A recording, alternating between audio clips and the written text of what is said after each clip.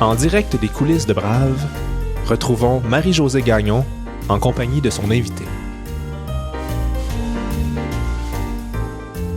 Nous sommes le 14 mai 2025 et je reçois Geneviève Provost, associée directrice de la fiscalité et des services juridiques de Deloitte pour le Canada et le Chili. Je vous le dis tout de suite, oubliez l'idée reçue de l'associé rigide des Big Four. Geneviève, c'est le naturel, le rire qui éclate et une façon de mener avec le cœur. Ce qu'elle a traversé, ce qu'elle a bâti, vous le verrez, c'est assez exceptionnel. Mais surtout, ne lui dites pas. Elle vous dira que ce n'est pas le cas. Sur ce, bonne écoute.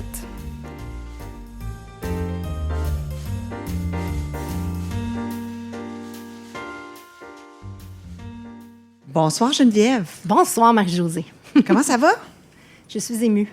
Oui?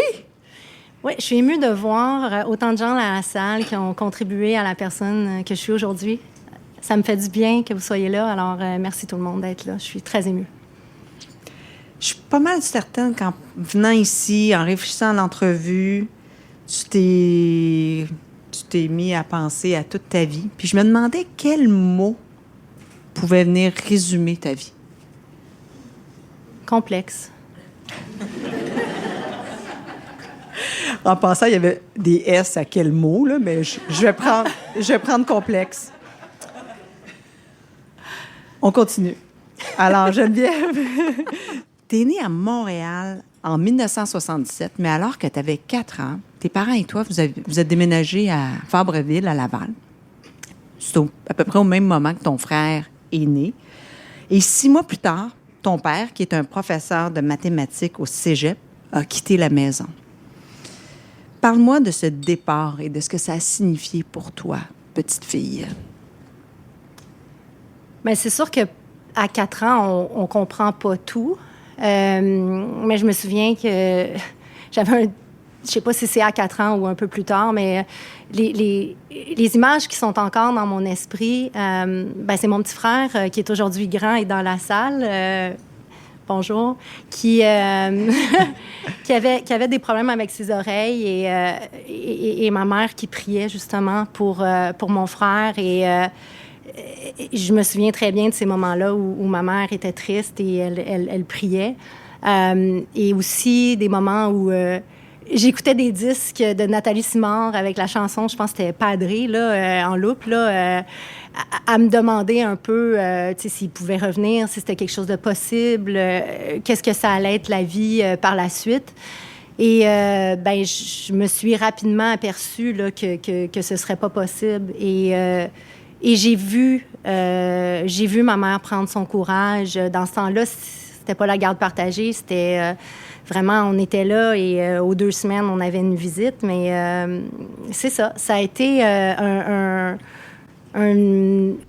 moment où j'ai grandi rapidement. Je suis devenue une confidente rapidement auprès de ma mère, qui bûchait dur, qui conduisait de Fabreville dans le trafic pour venir travailler au centre-ville, se stationnait au métro Henri Bourassa, prenait le métro, allait travailler chaque jour, son 8h30 à 5 pour revenir nous chercher le soir, avec beaucoup de culpabilité ressentie rapidement par nous, du fait qu'elle devait être là, pas là, et vouloir tout faire en même temps. Puis ta mère, c'est comme une sainte, hein? Elle a, malgré un maigre salaire, elle a réussi à vous payer le collège privé. Puis tu as pu réussir à aller à Regina Assumpta, n'est-ce pas?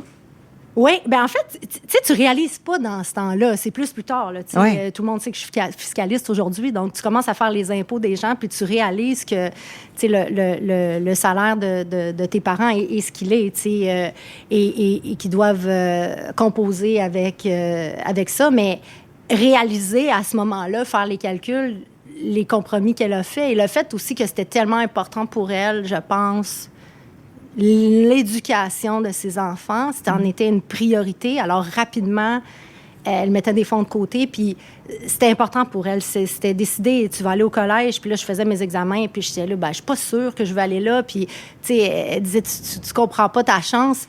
C'est juste avec le recul que tu vois tout ça, mais quand tu es dedans, tu vois pas la chance, vraiment. Mais c'est avec le recul que tu vois les compromis qui ont été faits et aussi les priorités et l'investissement et de mettre ses enfants devant elle, parce que mon frère est allé au Collège Laval après moi. Donc, tu as raison. Puis tu me disais aussi qu'elle donnait de l'argent en plus. Oui, bien, en fait, on a eu beaucoup de... En fait, on a été élevés dans, je pense, la bienfaisance. C'était important pour nous. Si on avait un vêtement qu'on portait plus, on allait ensemble le porter à l'église. On faisait les dons à l'église. On allait... Quand il y avait les levées de fonds, c'était jamais des montants énormes. C'était toujours symbolique, mais c'était toujours important. Puis elle donnait, puis elle nous donnait, à mon frère et moi, des petits montants à aller donner nous-mêmes pour nous montrer que c'était important parce qu'on était privilégiés d'avoir un toit, on était privilégiés de pouvoir manger 4 repas par jour. 3. 3 plus les snacks, là. Ouais. Tu me disais que tu étais la confidente de ta mère. Je me demande si tu étais la confidente de ton père aussi. Parce que ton père a quitté dans des circonstances particulières, là. Il était très malheureux. Il y avait quelque chose qui ne fitait pas entre qui il était et ce qu'il vivait. Veux-tu m'en parler? Oui, en fait, il faut se remettre dans les années 70. La chose à faire, c'était de se trouver un conjoint, une conjointe, se marier, fonder une famille, parents catholiques, mariage catholique. Rapidement, j'ai pu réaliser que mon père et ma mère venaient pas du même monde, dans mes yeux d'enfant. Mm-hmm. Même que je trouvais pas qu'il n'était pas très apparié. Et je me souviens que c'était... tout a pris son sens. Quand j'ai eu 7 ans, mes parents parlaient beaucoup de l'âge de raison, je pense. Et je vais me rappeler de la scène parce que j'écoutais un match de hockey chez mon père cette fin de semaine-là et il m'a dit « J'ai besoin de te parler ». Puis il m'a demandé « Viens t'asseoir sur mes genoux. J'ai quelque chose à te dire. » Puis il m'a dit « J'ai quelque chose de très important à te dire sur papa. Je suis homosexuelle. » Et j'ai dit « Je le sais. » Il m'a dit « Ah oui, comment ça? » Puis j'ai dit « Ben écoute, on vient ici, tu vis avec un homme. Oui, mais je t'ai toujours dit que c'était un ami. » Mais j'ai dit « Tu es dans un 3,5 quand même. »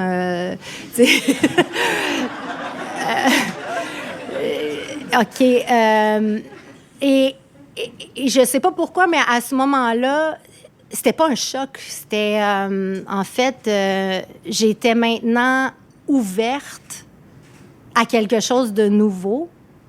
Donc, il y avait ce côté-là de ma tête qui disait « Ah, c'est quelque chose de nouveau que je vais apprendre, que je vais vivre. » Je sous-estimais les préjugés appliqués à l'école, etc. Si tu décides d'en parler, etc. Là, je n'avais aucune idée de ça. Moi, j'étais très naïve par rapport à ça.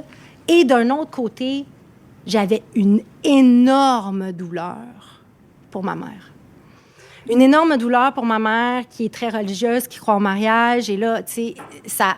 Tu comprends, tu sais, un mariage catholique avec l'homosexualité, c'est un mariage non consommé. Elle a pu obtenir son annulation de mariage. Pour elle, il n'y avait pas d'autres possibilités. C'était le bris de la notion du mariage. Donc, j'avais mal pour sa douleur. Mais en même temps, je savais que à ce moment-là, c'était vraiment clair que je ne pourrais pas changer les choses. Et à partir de ce moment-là, ben c'était plus ouvert. Alors, avec mon père, on a commencé les week-ends. C'était pas quelqu'un de paternel. En fait, il est encore vivant. C'était plus un ami, quelqu'un que j'ai côtoyé, que j'ai appris à connaître et avec qui je pouvais parler de n'importe quoi. Il y a une philosophie « vivre et laisser vivre ». Donc, c'était pas une relation d'autorité, jamais. Vraiment une relation d'échange. Et rapidement, on est allé dans des centres de pères gays. La fin de semaine, on allait là. C'était tous des enfants de pères gays. J'imagine que c'est plus trendy. En tout cas, j'espère que c'est plus trendy parce qu'aujourd'hui, j'espère que c'est démystifié et que les gens peuvent plus facilement vivre leur homosexualité et pas nécessairement se retrouver dans cette situation-là. J'espère juste qu'il n'y a plus de besoin pour les centres de parier, mais à l'époque, ça nous permettait d'être avec d'autres enfants et j'imagine les pères échanger entre eux. Mais aujourd'hui, d'imaginer que ça existait. Mais quand tu es dedans, tu le vois pas de la même façon. Tu sais. Ouais. Puis quand tu le regardes aujourd'hui, puis tu regardes, tu vois ça et tu repenses à ça, qu'est-ce que ça a changé chez toi, tu penses? Si ça a changé quelque chose. Mais, je pense qu'on est la somme de nos expériences. Tantôt, je disais que j'étais la somme d'un peu chacun d'entre vous ici dans la salle que je connais ou que j'ai côtoyé. Pour moi, ça forme qui je suis, mais pas d'un côté positif ou négatif. Ça forme qui je suis dans un sens d'ouverture, dans un sens de, ben ça existe, ça se peut. J'ai une empathie pour les émotions de ma mère, j'ai une empathie pour les émotions de mon père. Je peux pas les réconcilier. Tu sais, il y a quelqu'un qui a mal là-dedans. Puis il y a bien des situations dans la vie qui sont comme ça. Je pense pas que ça fait de moi une différente personne. J'en veux pas à personne. Mais ça t'a forgé. Probablement. Probablement, mais tu sais, si tu me posais pas la question, j'arriverais pas en disant, ça m'a forgé, ça fait partie de moi, ça fait partie de ma vie. Oui. On va revenir à toi, justement. Donc, tu as pu aller à Regina Sunta, qui, avec le recul, c'est extraordinaire. Extraordinaire. J'ai des amis de Regina Sunta dans la salle, on les salue.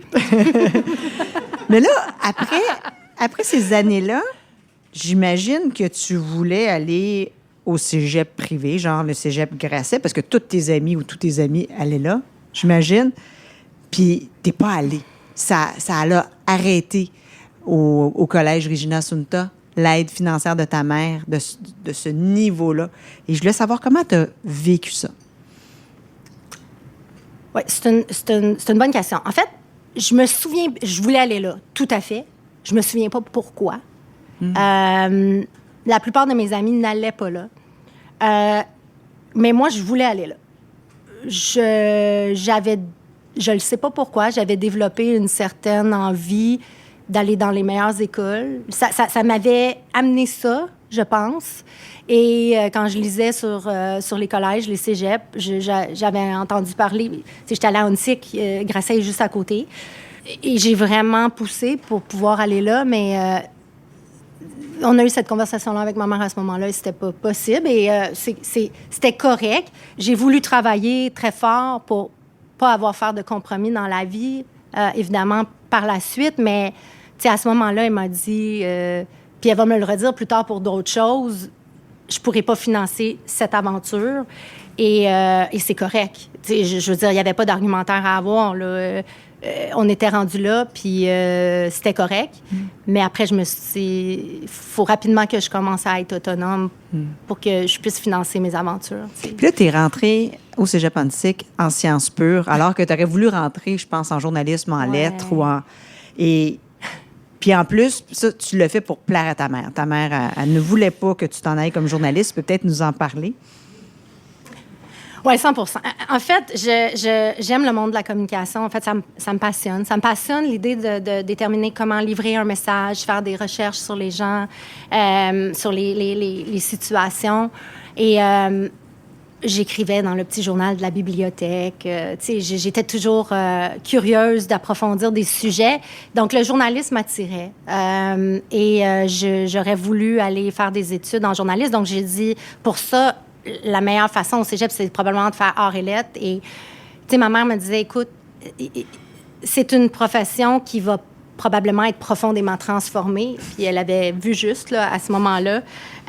Donc, pourquoi tu vas pas te chercher peut-être une assurance? Donc, aller faire des études, peut-être qui vont t'ouvrir plus de portes, comme plein de parents disent à leurs enfants. Il n'y a rien de spécial à mon histoire, mais en même temps, on passe par là, puis on se dit, ben garde, elle a fait tout ça pour moi, fait que je vais faire mes études en sciences pures, je vais bûcher fort. C'est vraiment dur, tu sais, j'aimais pas ça. La physique, c'était très difficile, la chimie pour moi. Puis t'as même coulé tes maths. J'ai coulé mes maths. Mais elle va nous expliquer ça. Oui, elle a coulé ses maths. Mais vous allez voir, ça va bien finir. tu travaillais, mais il faut dire, hein, je vais t'excuser un peu, tu travaillais vraiment beaucoup trop. Puis l'autre affaire aussi, tu n'étais pas très bonne en anglais. Non, vraiment pas. Peux-tu dire quelques phrases en anglais, s'il te plaît? Listen to the radio. Come on and say hello. C'était Sam on Radio. C'était ça que je connaissais. C'était les livres d'apprentissage qu'on avait. Replonge-nous à cette époque-là où tu travailles trop parce que ça va être aussi... Fais-nous l'argumentaire que tu as fait au HEC, en fait. Parce que quand elle rentre au HEC, elle veut absolument faire le voyage, la session à l'étranger. Ouais. Mais pour ça, il te faut une bourse. Mais toi, tu arrives au HEC, tu as coulé tes maths. Oui, tu les as passées dans l'été, là, mais tu as quand même coulé tes maths pendant le cégep. Fait que fais-moi l'argumentaire que tu leur as fait là, pour obtenir une bourse. Ben, tu as un bon fil conducteur. T'sais, tantôt, je disais, je veux plus avoir... Je voudrais être capable de faire les choix que je veux puis de payer pour, en fait. C'était ça. Donc, je travaillais beaucoup. J'ai commencé à travailler très jeune. Là, puis là, ben, rendu au cégep, je travaillais comme commis à l'ARC, je travaillais au cinéma, je travaillais vraiment beaucoup. Et ça a fait en sorte que, combiné avec les études, j'ai pas performé au niveau que je voulais. Mais après ça, je voulais voyager. Fait que là, encore une fois, avec ma mère, j'aimerais ça prendre un an off ou une session off pour aller voyager. Et là, c'était très stressant et je devais payer pour. Fait que là, j'ai dit, je vais trouver un programme qui va me permettre d'aller étudier à l'étranger. Et HEC avait des bourses et je me suis dit, ça va me permettre, combiner l'argent que j'ai mis de côté, de réussir à, bon, si je peux avoir cette bourse-là, fait qu'ils font leur petit kiosque, là, j'ai appliqué sur la bourse. Et ils donnaient deux bourses par cégep. Je pense qu'il y en avait 2, mais c'était un processus d'entrevue. Alors ça m'a beaucoup aidée et je me suis présentée à l'entrevue. Et évidemment, il fallait que je sois préparée à la question de « t'as coulé tes maths », tu sais. Mais en même temps, je leur ai dit, écoutez, oui, j'ai coulé mes maths, j'ai appris de ça, j'étais une personne plus grandie, j'ai travaillé, je travaille pour pouvoir continuer à payer mes études et voyager. Je veux aller à HEC parce que je veux aller dans le programme d'échange international et j'ai eu la bourse, malgré... Tu les as convaincus. Oui. Ça a été marquant dans ta vie, ça, le Danemark. Oui, très. Ça a été marquant. Dans le fait, c'est la première fois que tu pars de chez vous. Là, alors, ça a été extraordinaire. Ça a été absolument extraordinaire. Puis ton anglais, s'est-il amélioré? Oui, mon anglais s'est amélioré. En fait, je voulais aller dans un pays où c'était anglais langue seconde. Pour avoir d'autres comme moi. Parce que beaucoup de monde me demandait pourquoi le Danemark. C'est sûr que je le savais pas à l'époque. La Scandinavie et les pays nordiques m'attiraient. Maintenant, je les adore. Mais j'avais le goût d'y aller. Puis je me disais aussi, peut-être que j'irai jamais en tourisme. Fait que c'était comme un pays que j'avais le goût. J'aimais la culture de ce que j'en connaissais. Et là, tu sais, c'est sûr que tu arrives là, puis tu as une toute indépendance, tu habites en appartement, et là, tu voyages à petit budget dans les auberges de jeunesse, tu t'achètes des billets de train. Tu sais, c'était tout nouveau, toute une organisation. Tu pars à tous les week-ends, tu ramasses une couple d'amis, puis là, tu sais, c'est le fun, là. C'est des moments, tu sais, que tu as le goût de revivre, là, tu sais, et c'est pour ça que je m'en vais au Danemark dans quelques semaines avec mon fils. Parce que j'ai le goût de le revivre. Alors, c'est ça. C'est magnifique. On a pu aller au Danemark, en Norvège, en Suède. On est allé en République tchèque, en France, en Italie, juste dans ce semestre-là, parce qu'on a optimisé tous les moments sur la plage horaire pour voir du monde. Formidable. Puis apprendre l'anglais. Langue seconde. Et là, il arrive un grand tournant dans ta vie. On est en 2000. Puis en septembre 2000. Tu viens de faire à peu près 4 années d'études. Hein? Tu as fait ton bac et là, tu as fait ton année là, qui est une maîtrise, je pense, en tout cas pour devenir comptable. Diplôme d'études supérieures spécialisées en comptabilité publique. OK, voilà. Voilà, merci. Et tu as fait 4 jours d'examen en septembre pour obtenir ton CPA. Ouais. Et quelques mois plus tard, tu attends les résultats avec une grande, grande nervosité. Puis, peux-tu nous ramener où tu es? Que fais-tu cette journée-là? Qu'est-ce qui se passe cette journée-là? Ouais, je suis une personne bien stressée. Alors, les gens qui me côtoient de près le savent parce que je déverse mon stress sur eux, tu sais. C'est comme des punching bags de luxe parce qu'ils répondent en plus.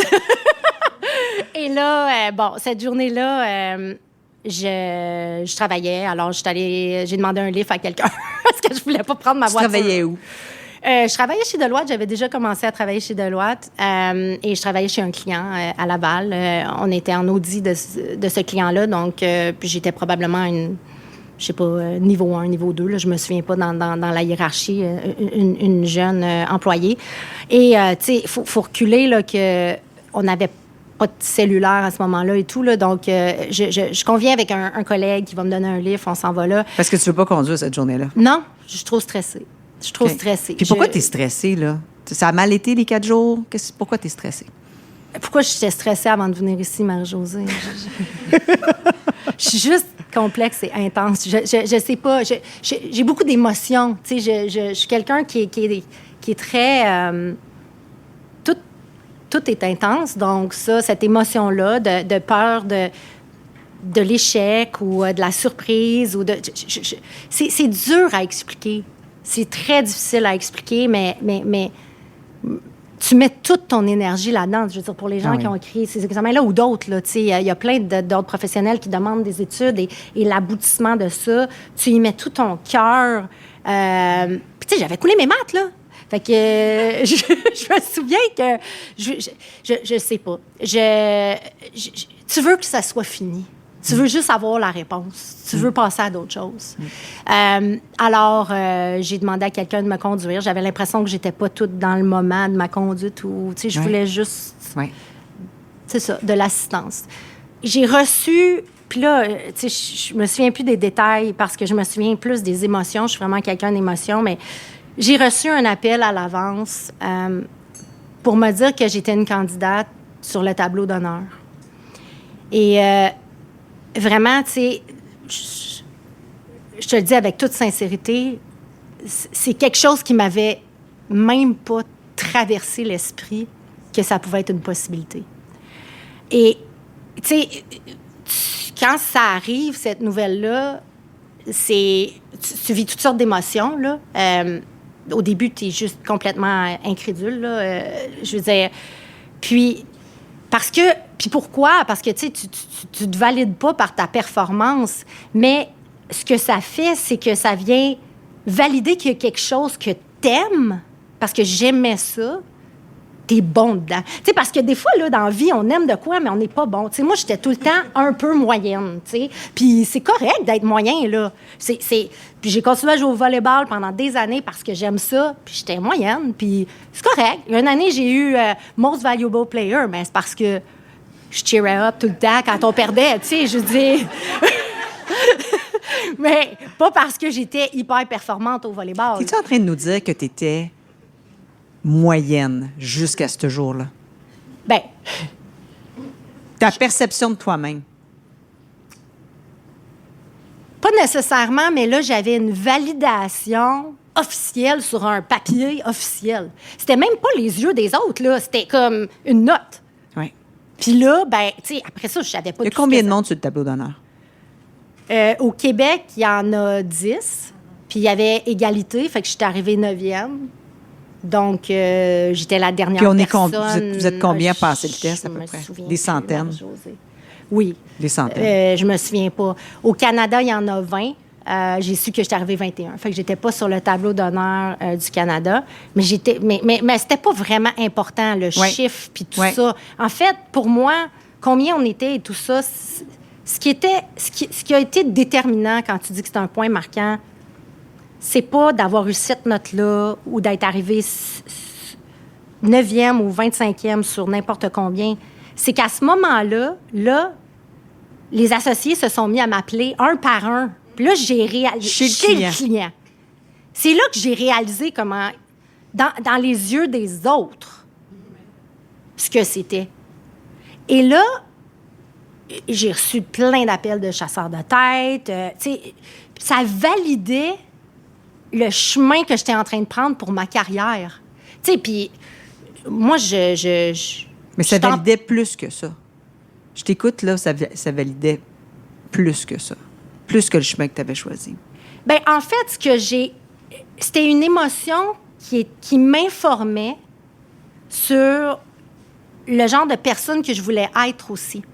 Parce que je trouvais que de reconnaître la performance de quelqu'un dans quelque chose qu'il aime, ça amenait à se dépasser, à vouloir faire plus, à vouloir continuer. Donc, puis ça, je l'ai réalisé quand même assez rapidement parce que j'ai eu beaucoup d'attention et cette attention-là m'a comme donné une légitimité dans mon cheminement professionnel. Et le fait que les associés m'appellent un par un, je veux dire, ils m'ont donné un certificat cadeau de 500 $ aux ailes de la mode, mais je capotais, là. Je dis, c'était big, là. C'était...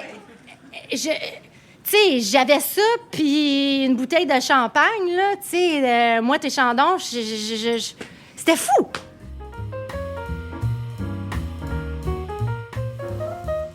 Geneviève a découvert qu'elle peut réussir, même quand personne n'y croit. Ni ses profs, ni ses camarades de classe, ni ses collègues, et encore moins elle-même. Je lui ai demandé ce que cet honneur lui avait apporté de plus, et sa réponse ouvre la porte sur son approche toute personnelle du leadership. Souvent, les gens, ils sont bons, puis ils sont pas vus, hein, puis... J'essaie aujourd'hui de redonner puis de m'assurer que les gens bons, ils soient positionnés, il y a des opportunités quand je peux. Tu sais, parce qu'on n'est pas toujours vu. Puis si j'étais arrivée 10e, j'aurais pas été vue au même titre que là, j'ai été vue à être 9e. Tu sais, c'est fou la différence entre les deux. Mais il n'y a pas de différence entre les deux personnes. C'est pour ça que fait que de voir ça m'amène à dire j'ai cette responsabilité-là. Si je suis en position de pouvoir donner de l'exposure aux gens, je dois le faire. T'sais. Là, tu es rentrée donc chez Deloitte comme fiscaliste. Puis là, toi, tu es une fille drôle, candide, sans façade, n'est-ce pas? Tu me le diras. Ben, c'est comme ça que je te connais, mais je trouve que la fiscalité... Tu sais, comme ce qu'on a comme image de la fiscalité puis ce qu'on a comme image de Geneviève, c'est... Réconcilie-moi les deux, s'il te plaît. Bien, écoute, c'est vraiment bizarre parce que quand j'avais un emploi étudiant avant d'être chez Deloitte, j'étais à l'ARC, Revenu Canada, en fait, à l'époque. Puis j'étais au comptoir de formulaire. En fait, j'ai fait plein d'affaires. Là. J'ai fait le contrôle téléphonique, la réception, la caisse, le comptoir de formulaire. Puis au comptoir de formulaire, des fois, l'été, il n'y avait pas grand monde. Dans ce temps-là, le monde venait en personne chercher des formulaires. C'était pas sur Internet ou ils les commandaient en ligne puis on les mettait dans des boîtes. C'est ça que je faisais. Puis quand c'était mort, je me suis mis à lire les bulletins d'interprétation. Parce que je me disais, ils me payent, fait que je peux pas lire un roman, tu sais. Puis je me disais, pourquoi il est populaire, ce bulletin-là, sur la déduction des intérêts ou, tu sais, pourquoi ils viennent chercher plus d'annexe 8 que d'annexe 10, tu sais. Mais c'est pas tout le monde qui comprenne. C'est les biens tangibles, les 10, c'est les intangibles, OK, mais il y a plus de tangibles que d'intangibles. Mais, tu sais, je voulais savoir ça. C'est super random. Des fois, je sais. J'aimerais ça, avoir autant d'énergie et de passion pour des sujets, tu sais, beaucoup plus complexes et importants pour l'humanité, mais là, je lisais les bulletins, puis je lisais les guides, puis là, je me suis dit, ça a l'air intéressant. Puis, quand je suis rentrée chez Deloitte, les gens avaient beaucoup de questions en fiscalité, puis ça avait déjà aiguisé ma curiosité. Dans les cours de comptabilité, je sentais que la fiscalité m'intéressait. L'idée d'être capable de vulgariser ces sujets-là, j'aimais vraiment ça. Parce que je pensais que je pouvais prendre mon intérêt pour la communication et mon intérêt pour la fiscalité, parce que, fin de la journée, la fiscalité, c'est quoi? C'est des politiques fiscales mises en place par le gouvernement pour engendrer des comportements. C'est ça. Fait que si tu comprends la politique fiscale, puis après ça, les règles sont très complexes, mais ça, je trouve ça intéressant, parce qu'on vit dans une société où on lève les impôts pour redistribuer et s'assurer d'avoir un système social qui fonctionne. Donc, cette idée-là de dire je veux vulgariser ces choses complexes-là qui font peur à tout le monde. Fait que j'étais allée faire une maîtrise de soir pendant que je travaillais en audit. Fait qu'avant même de rentrer en fiscalité chez Deloitte, j'ai transféré de l'audit à la fiscalité plus tard, mais je faisais ça à temps partiel. C'est drôle, pour le vulgariser la fiscalité, ça me fait penser à la journaliste qui rencontre la fiscaliste. Puis quel genre de fiscaliste voulais-tu être? Une fiscaliste drôle. Ah oui? Ouais. Dis-moi ça en plus. Non, mais c'est parce que, tu sais, au cours de ta carrière, tu as beaucoup de mentors, puis des activités. Souvent, les activités de femmes, ils vont dire, en tout cas, à cette époque-là, dans ma carrière, c'est quoi ton brand? Tu sais, tu dois établir ton brand, là. Qu'est-ce que tu veux projeter? Comment tu veux être perçu? Tu sais, puis là, il y avait toutes sortes d'idées qui arrivaient des gens, puis je sais pas. Puis là, je me suis dit, il y a ces préjugés-là que les fiscalistes, les comptables, c'est des bas bruns, les fiscalistes, c'est plate, c'est du monde dans leur bulle qui font leur planification. Puis, tu sais, je me suis dit, ça peut être autre chose, puis je vais pousser le terme à l'extrême. Puis moi, j'avais mis sur la feuille que moi, mon brand, c'est je voulais être une fiscaliste drôle. Puis c'était quoi ton but quand tu étais fiscaliste, purement fiscaliste chez Deloitte? D'être la meilleure fiscaliste au Canada. C'était mon rêve. Tu sais, je l'ai déjà dit à du monde, là, mais je décris beaucoup les choses par des émotions, là. Tu sais, je m'en vais au resto avec toi, là. Puis là, la table à côté, là, tu sais, c'est deux VP fiscalité éminents, là, puis ils m'ont pas vu, là. Puis là, il y en a un qui dit à l'autre, là, « Hey, ça me prend le meilleur fiscaliste au Canada, là. J'ai une grosse transaction risquée qui s'en vient, là. » Puis là, « Ah ouais, connais-tu Geneviève Provost? »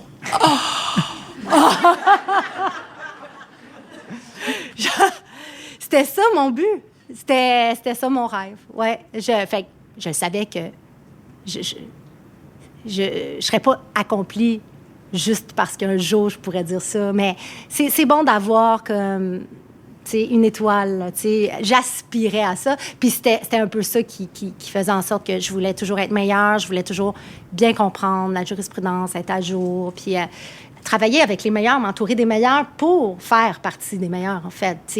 Pas être nécessairement moi la meilleure, mais être dans l'équipe des meilleurs. Parce que tu ne peux pas devenir un meilleur tout seul. Puis aujourd'hui, tu es la grande chef de la fiscalité chez Deloitte à travers le Canada. Et d'autres choses. Mais c'est quand même... mais c'est autre chose. Oui, c'est autre chose, mais c'est pas exactement collé, mais c'est quand même aligné. Oui. Il y a des très bons fiscalistes dans la salle, alors... Bien, je suis sûre que tu diriges. Je suis sûre que tu diriges d'excellents fiscalistes.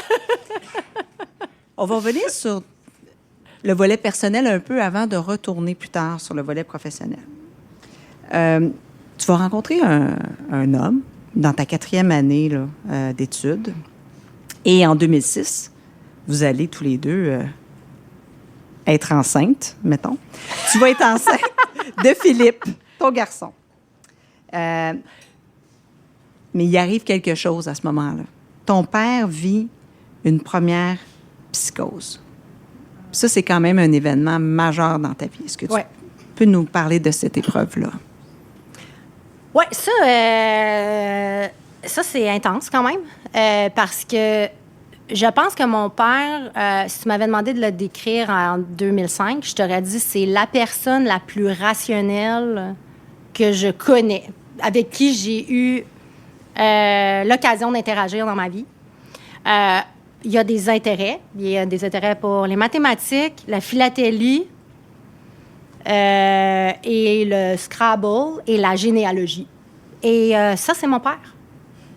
Et il est en couple, il est stable. Ouais, il aime danser. Et là, mon père s'est mis à avoir des comportements extrêmement étranges et préoccupants. Et là, il venait sonner chez nous, il me parlait dans l'oreille en me disant qu'il y avait des micros dans ma maison, cachait des boîtes dans mes garde-robes. J'allais le voir chez lui, il prenait des numéros de plaques qu'il y avait autour de chez eux, puis il disait que c'était, les gens le suivaient parce que c'était les mêmes plaques. Mais je dis, c'est parce qu'il habite dans le coin, là, tu sais. Mais théorie du complot, et là, tu sais, vraiment la paranoïa. Après ça, pour vraiment aller dans des moments extrêmement, extrêmement intenses où tu peux pas reconnaître la personne. Donc, ouais, en congé au travail, forcé. Et là, les professionnels qui le côtoyaient se sont mis à m'appeler. Donc là, plusieurs tentatives pour consulter des psychiatres très complexes. Je veux dire, ma situation n'est pas pire que d'autres. Là, on en entend beaucoup parler.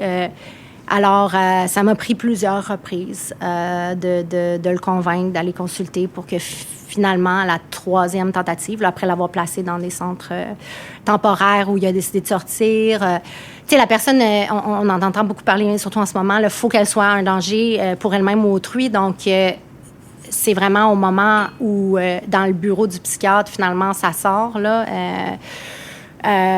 et que c'est évident maintenant qu'il est un danger, que là, il le garde finalement. Donc, et c'est sûr que c'est un soulagement à ce moment-là.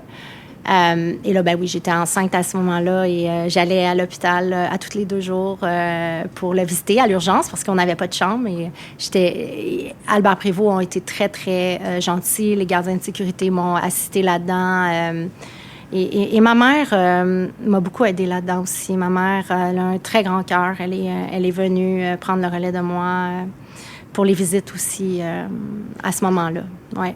Puis 12 ans plus tard, là, Philippe a 12 ans. Je pense que tu t'en vas en vacances. 24 heures avant de partir en vacances, ton père rechute. En fait, il a arrêté de prendre ses médicaments, je pense. Ouais. Puis là, tu dois tout laisser et t'occuper de ton papa. Comment ça se passe pour toi? Ben moi, je suis vraiment quelqu'un en mode solution. Alors, on avait des belles vacances en famille là, qui s'en venaient et, tu sais, planifiées. Alors, c'était important, mais en même temps, c'était important de prendre soin de lui. Puis là, mais tu sais, j'ai pas vu venir, j'ai pas réalisé vraiment à ce moment-là qu'il avait arrêté de prendre ses médicaments parce que c'est très progressif, là. Puis là, à un moment donné, le pic arrive vraiment vite.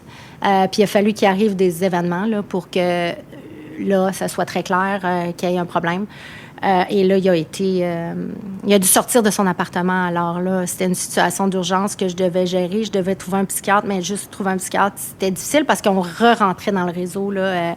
Donc, c'est comme si tu recommençais à zéro. J'ai appelé tous ceux que j'avais côtoyés à 12 ans plus tôt, mais ils prennent pas ton appel, là. Ils peuvent pas discuter avec toi du dossier. Il faut que tu rentres de nouveau. J'ai trouvé un hôtel. J'ai demandé à mon père de rester là pendant mes vacances. J'ai booké la chambre, j'ai prépayé. Et mon frère aussi a contribué à ce que mon père puisse revenir à la maison. Là, comment il va aujourd'hui? Premièrement, je tiens à dire que j'ai sa permission pour parler de ça parce que c'est important pour moi. J'ai eu la conversation avec lui. Puis pourquoi je lui ai demandé la permission d'ouvrir sur ce sujet-là, c'est que beaucoup de monde vivent ça, puis personne n'est à l'abri de problèmes de santé mentale. Fait que je tiens à le dire parce que, tu sais, c'est encore aujourd'hui un sujet super tabou. À chaque fois que je vais consulter les psychiatres, ils me disent, tu sais, quand il y a ça dans ta famille, tu as plus de prédispositions, tu dois être attentive à des signes. Donc, c'est important parce que, tu sais, c'est très rare que la bipolarité se déclare aussi tard dans la vie d'un adulte. Ça peut être un événement déclencheur, ça peut être dormant dans toi. Donc, premièrement, je le remercie de m'avoir donné la permission d'en parler parce que je pense que c'est un sujet très important. Aujourd'hui, il va bien, mais c'est sûr que les médicaments, ça tempère. Les gens bipolaires, ils ont des highs et des downs, fait que, tu sais, ça tempère. La personne devient quand même égale. Donc, il est très lucide, mais en même temps, tu sais, c'est ça le côté difficile de cette maladie-là, c'est de continuer à avoir des émotions, parce que les émotions, c'est sain. Mais en même temps, il a toujours été rationnel, donc, tu sais, c'était pas quelqu'un d'émotions intenses comme moi. Mais avec la bipolarité, là, c'était comme exponentiel. Psychose de son père, grande douleur pour sa mère. Elle a grandi vite, très vite. C'est la fille qui devient le parent. Et c'est aussi ce qui façonne la femme qu'elle devient. Revenons maintenant à sa vie professionnelle en faisant d'abord le point sur sa base personnelle. J'ai eu un enfant magnifique, Philippe, qui est ici dans la salle. Et plus tard, son père et moi, on a décidé qu'on allait faire chemin séparé. Et, je suis devenue mère monoparentale, en quelque sorte, avec mon fils. J'ai poursuivi ma carrière. Deloitte a toujours été là pour moi, très accommodant au niveau de l'horaire, facilité de... Tu sais, j'ai toujours senti que... Puis j'ai aussi ce côté-là, je pense, en moi, où j'ai senti que je pouvais prendre la liberté de faire les choses à ma manière tant que les résultats étaient livrés. Et plus tard, quelques années plus tard, je suis devenue en couple avec François, qui est ici. Merci d'être là. Un collègue. Qui était mon associé. Qui était mon associé et qui a 2 magnifiques enfants, Sarah et Léa. Sarah qui est ici ce soir. Merci d'être là. Vraiment... c'est pas évident, tu sais, d'être en couple avec quelqu'un à ton travail. Tu choisis pas que ça arrive. Si tu as le choix, tu choisis que ce soit autrement. Mais c'est arrivé et je suis très heureuse aujourd'hui. Tu sais, ça fait 16-17 ans de ça, là, tu sais. Mais c'est un événement quand même important parce que j'ai pu... être bien dans mon travail et dans ma vie personnelle parce que ça a été favorisé par l'employeur dans le sens que Deloitte nous a donné chacun notre place. Tu deviens associée à 33 ans, puis directrice régionale en 2019. Ça, c'est la région, le Québec, plus Ottawa. Donc, tu passes d'experte à leader. Dis-moi, il était où ton niveau de bonheur dans ce poste-là? Ça, c'est un rôle qui est à l'extérieur de la fiscalité, qui est multifonctionnel, où tu es responsable de la croissance, mais pour l'ensemble des business. Donc, à ce moment-là, c'est sûr que c'est extrêmement flatteur et aussi, je suis très privilégiée d'avoir une opportunité comme celle-là. Puis en même temps, c'est évident que ça vient mettre un arrêt à l'idée de devenir la meilleure fiscaliste au Canada. C'est plus ça qui va se passer. Mais sur le coup, tu sais pas exactement qu'est-ce qui va se passer, tu sais. Alors, j'ai pris la décision de le faire. Mais au début, j'étais pas sur mon X. Mm-hmm. Puis, c'était pas parce que je pensais pas que je pouvais faire ce job-là. Fait que je me suis questionnée, puis je me souviens que c'est l'été où on est allé en vacances en famille, puis je réfléchissais vraiment à ça, puis je me disais, qu'est-ce qui fait que j'ai comme un petit malaise? J'ai besoin de le régler pour être complètement là-dedans. Puis c'était vraiment ça. Tu sais, j'avais mon sac à dos de connaissances. Puis je continuais à le maintenir à jour. Tu sais, j'étais sur le comité d'éducation à CPA Canada. J'enseignais aux cours de fiscalité à CPA Canada. J'enseignais à la maîtrise en fiscalité. J'étais 100% investie dans ce rêve-là. Et là, j'avais l'impression que mon sac à dos, il y avait un zip en dessous, là. Puis là, les livres se mettaient à tomber.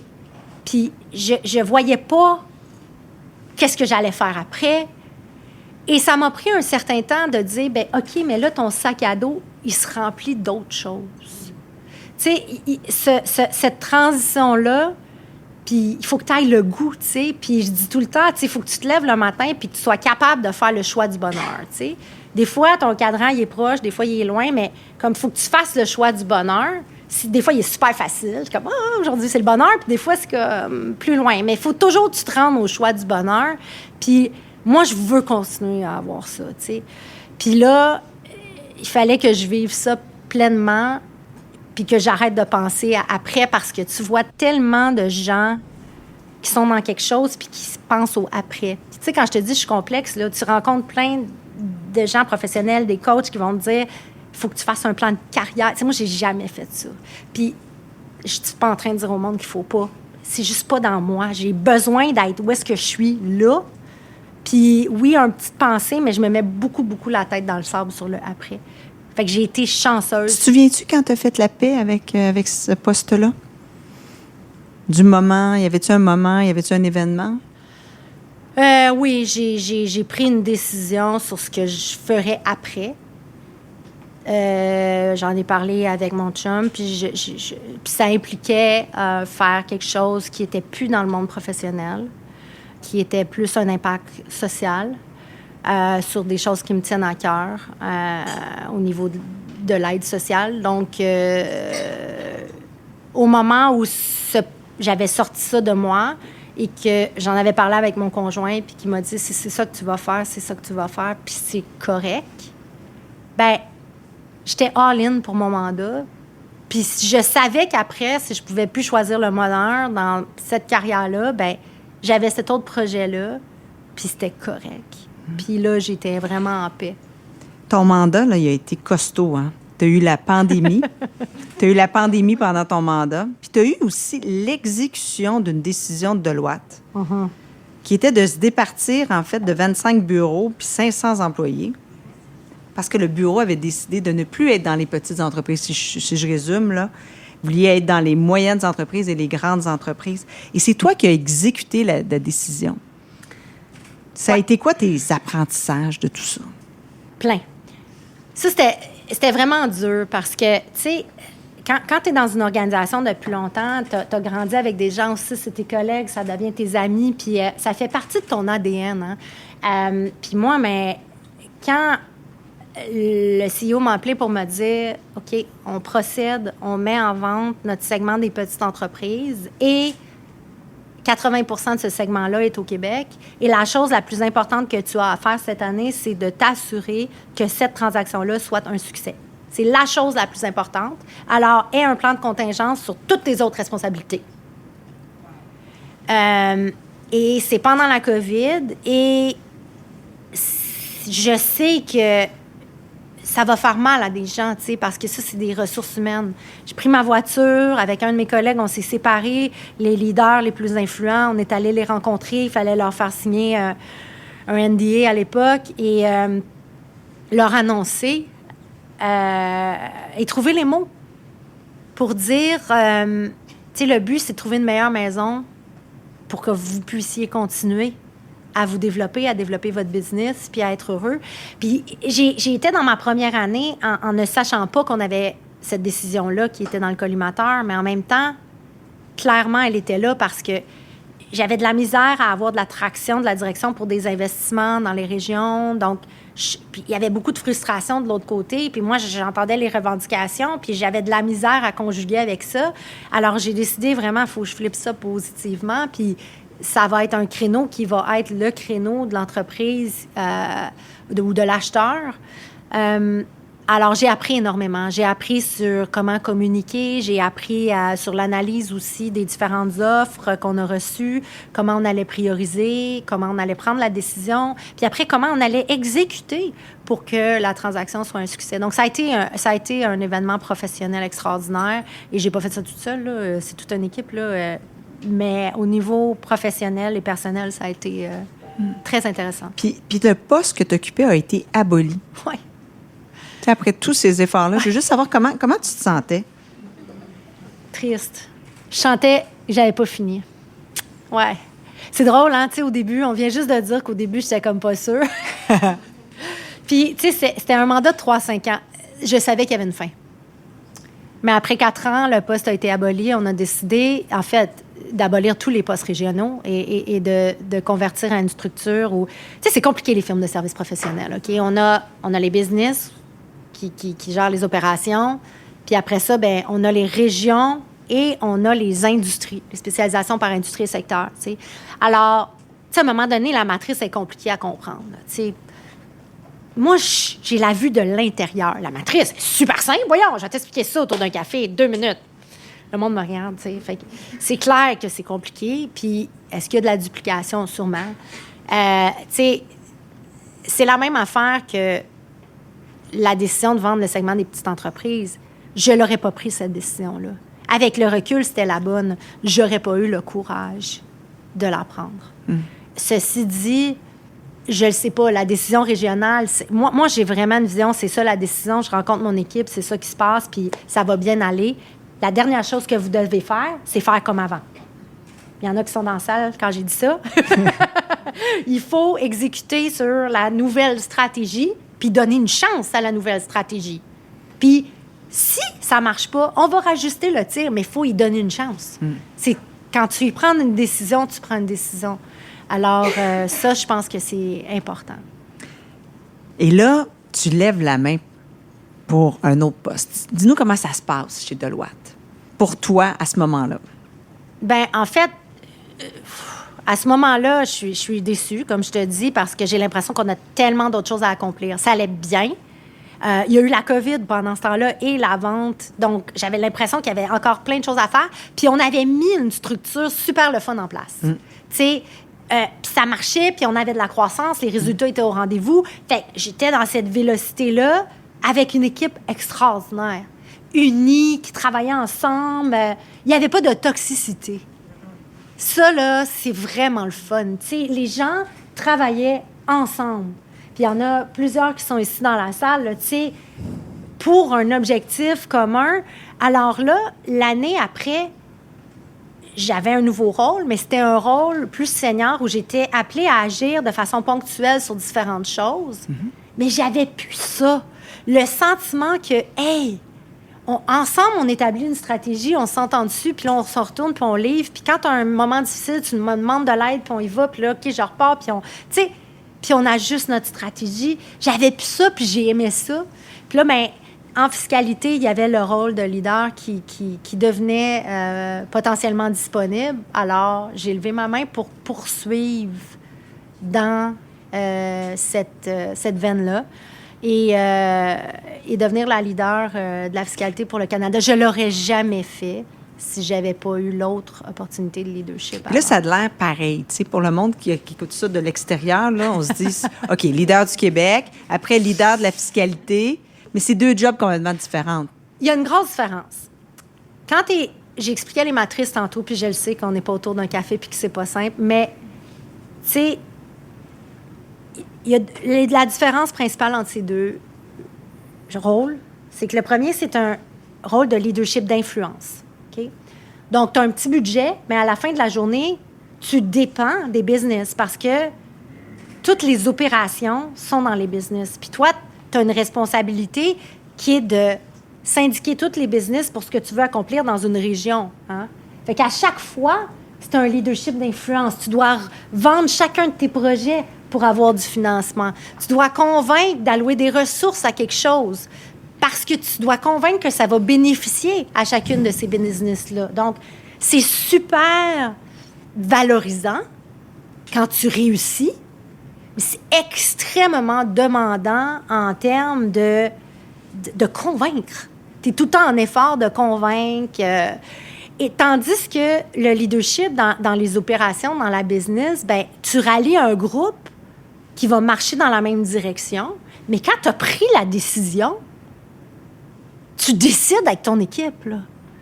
Puis, tu as moins à les demander tout le temps. Tu sais, à un moment donné, tu as demandé. Tu es comme la chef, là.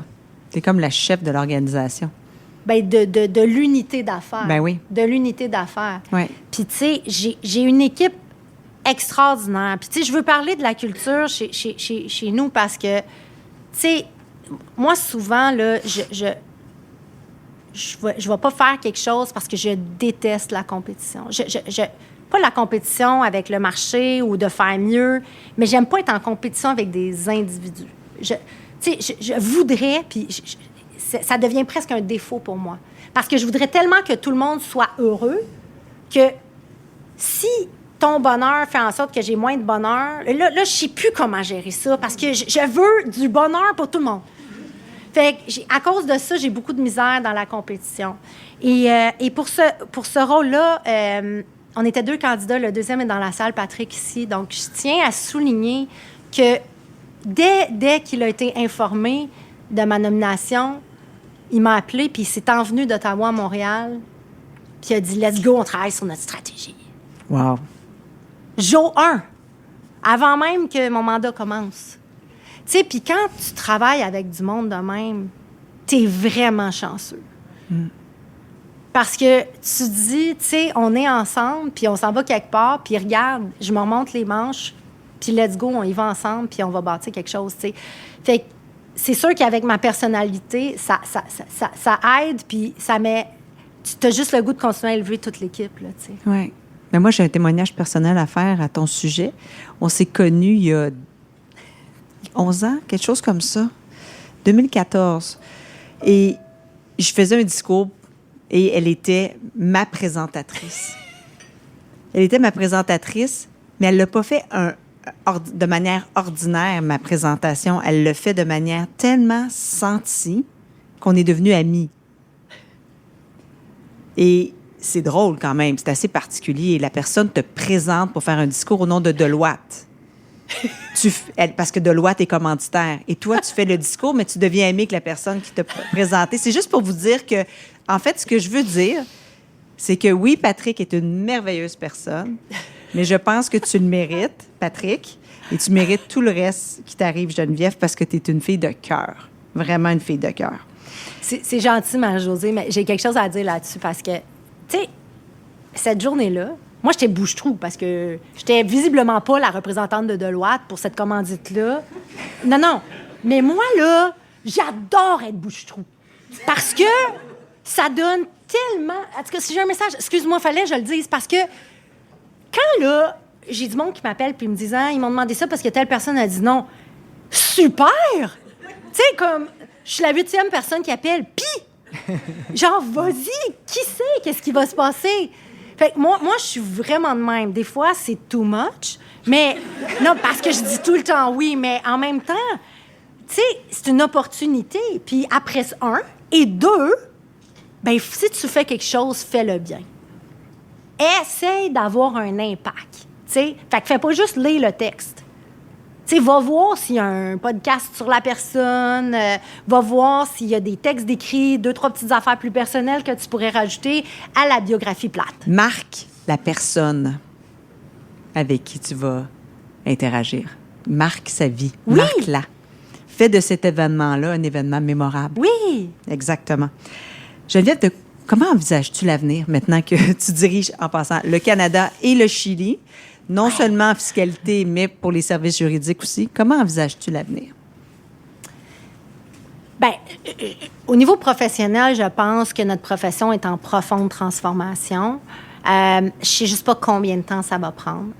Les ressources humaines sont extrêmement rares. C'est très, très difficile de recruter. On doit recruter de plus en plus tôt. On doit... tu sais... On parlait de mon cheminement. Là. Si au secondaire, tu étais venu me dire que j'allais être fiscaliste, je pense pas que j'aurais été très attirée. Il a fallu que je passe par ce chemin-là pour arriver là.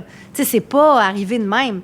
Alors là, tu sais, de dire à quel moment tu peux aller voir un jeune puis dire c'est super attirant la fiscalité, viens-t'en. Tu sais, mais un jour, il va falloir qu'on la prenne, cette décision-là.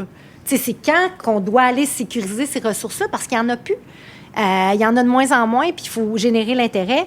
L'intelligence artificielle, tu sais, déjà produit pour nous des rapports de recherche intéressants, tu sais, qu'on ne peut pas prendre pour acquis, mais la technologie se développe à vitesse grand V.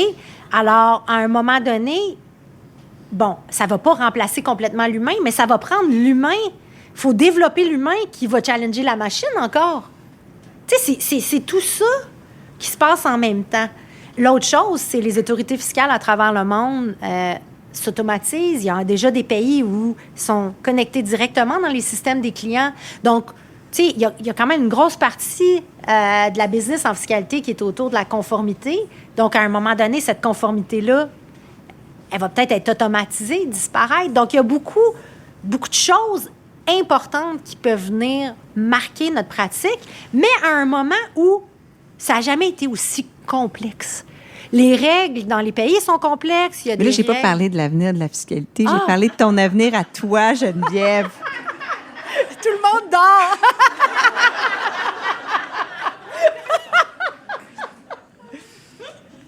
J'aurais dû voir. Peut-être que tu veux une autre question. Bien, moi, mon avenir, c'est vraiment... Tu sais, je veux pouvoir choisir le bonheur le matin. Je veux être heureuse avec la famille. On a 2 petits-enfants. On a 3 beaux-enfants. Je veux passer du temps avec eux. Tu sais, on a agrandi le chalet pour que la famille puisse continuer à venir. Je veux continuer à avoir ces beaux moments-là. C'est important pour moi. Donc, tu sais, c'est la base. Après ça, ben j'aimerais ça continuer à contribuer. Je veux contribuer à cette vie, tu sais. Comment je vais le faire, je le sais pas. Tu sais, j'ai tout plein d'implications sociales, comme tu sais. Je vais continuer ça. Mais j'ai jamais... je choisis... Je fais un choix renouvelé chaque jour de continuer à faire ce que je fais. Puis ça a toujours été de même. Fait que je suis... Autant ça fait 27 ans que j'étais à la même place, autant je peux prendre des décisions super rapidement, puis ça pourrait changer le cours complètement. Fait que c'est plus un sentiment que l'avenir réserve que des projets précis. Merci. On va passer au questionnaire brave. Que fais-tu chaque jour pour te donner du courage? Je pense à mes amis parce que je pense au temps que je vais passer avec eux autres, puis j'ai le goût d'avoir de quoi de le fun à dire sur ce que j'ai fait parce que j'en vois plein dans la salle, là, tu sais. On va aller en voyage, on va aller prendre un verre, tout ça. Puis là, j'ai besoin de mériter ces super cool moments-là avec mes amis puis d'avoir des bonnes histoires à conter. Fait que, je sais pas, ça me donne le goût d'accomplir n'importe quoi puis de battre des records. Puis c'est quoi être brave pour toi? S'entourer de monde meilleur que soi. Sans se sentir à risque. Et aller faire des choses ambitieuses. Se mettre des objectifs ambitieux, c'est ça, en compagnie d'un monde meilleur que soi. Puis qu'est-ce que tu te dis pour t'encourager? Sérieusement, je me dis qu'il faut choisir de voir les choses du bon côté. Tout le temps. En fait, que chaque expérience fait la personne que tu deviens. Et j'essaie de voir... C'est sûr que dans le moment, c'est dur, là, tu sais, jusqu'à une crevaison, ça à 15, là, c'est vraiment, vraiment chiant, mais il y a quelque chose là-dedans. Il y a quelque chose, là, tu sais. Fait que c'est ça, ouais. Puis à quel moment de ta vie n'as-tu pas été brave? Je suis pas brave quand je me mets la tête dans le sable ou quand je choisis de ne pas aller de l'avant par la peur de l'échec. Il y a des projets que je vais choisir de ne pas poursuivre par peur de ne pas performer dans ce projet-là ou d'avoir un échec. Puis quelle personne incarne le mieux le courage, à ton avis? OK, parce que j'ai le micro, il faut que j'en nomme 3, OK? Solange, la CEO de Elevate International. Si tu la connais pas, il faut absolument que je te la présente. Elle a vécu une guerre, un génocide, la perte d'un enfant et le dépaysement de devenir une immigrante au Canada. Et elle est la personne que je connais qui incarne le plus la joie de vivre. Qui élève ses 3 filles avec passion et qui dévoue sa vie à son organisme qu'elle a fondé pour l'avancement des femmes et des filles. C'est une personne extraordinaire. Ma mère, qui a dû faire preuve d'énormément de résilience et qui aujourd'hui s'est réconciliée avec mon père, elle a survécu un cancer, elle s'occupe de ma tante, qui est vieillissante et qui a énormément de courage devant des épreuves de la vie très difficiles. Et toi, mon ami, parce qu'en 2017, on s'est assis au lunch, puis tu m'as dit, j'ai ce projet-là dans ma tête, je sais pas si je vais me lancer parce que je sais qu'au fond de toi, tu voulais pas que ça soit juste 2-3 épisodes puis que ça meure. Puis tu t'es dit, si je le fais pour les femmes, pour les autres, pour les mettre en vedette, pour aller raconter des histoires. Puis tu es à ton 59e épisode ce soir. Tu es une entrepreneur qui a parti ta business. Tu as eu le courage de faire ça et lancer ce projet-là et tu es à 59, tu n'as pas lâché, malgré la COVID. Bravo.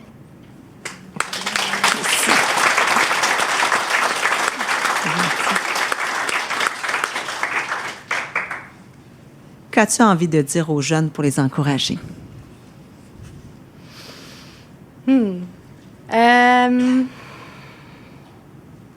Suis ton cœur.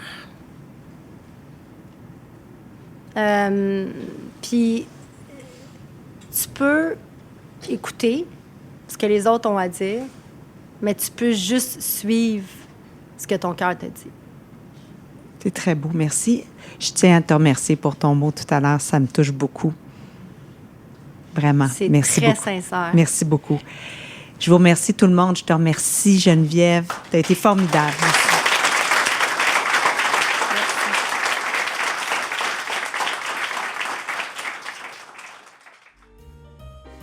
Il y a des leaders qu'on admire pour leur vision, d'autres pour leurs résultats. Et puis, il y a Geneviève, une femme que j'admire parce qu'elle dirige sa vie et ses équipes avec son cœur, sans jamais cesser d'être elle-même. Et ça, chers braves, c'est une très belle démonstration de courage.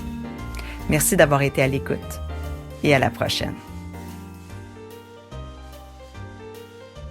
Brave, la série d'entretiens avec des femmes qui ont du cran, est une idée originale de Marie-Josée Gagnon. Osez nous rejoindre sur notre site web à braveinspiration.com, de même que sur les médias sociaux. Si vous avez aimé ce balado, osez vous y abonner et osez le partager. Merci de nous écouter.